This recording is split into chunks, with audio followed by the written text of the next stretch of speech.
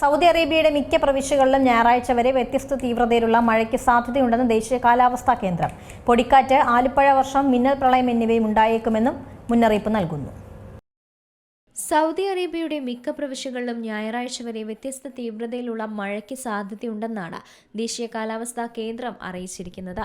പൊടിക്കാറ്റ്, ആലിപ്പഴ വർഷം, മിന്നൽ പ്രളയം എന്നിവയും ഉണ്ടായേക്കാമെന്നും അധികൃതർ മുന്നറിയിപ്പ് നൽകുന്നുണ്ട്. റിയാദ് പ്രവിശ്യയിലും ഗവർണറേറ്റുകളിലും മിതമായതോ കനത്തതോ ആയ മഴ ലഭിച്ചേക്കുമെന്നാണ് കാലാവസ്ഥാ റിപ്പോർട്ടിൽ പറയുന്നത്.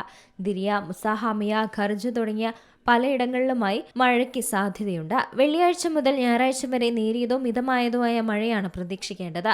വാദി ദവാസൻ, സുലൈയിൽ ഗവർണറേറ്റുകളിലും മിതമായതോ കനത്തതോ ആയ മഴയും പ്രതീക്ഷിക്കുന്നുണ്ട്.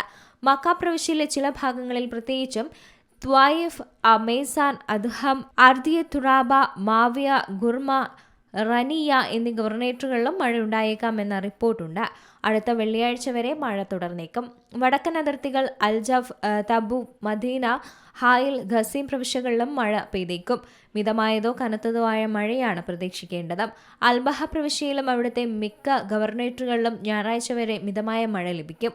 അബ്ഹ, ഗമീസ്, മുഷായിദ്, അഹദ്, റുഫൈദ തുടങ്ങിയിട്ടുള്ള സ്ഥലങ്ങളിലും മഴ പ്രതീക്ഷിക്കാം.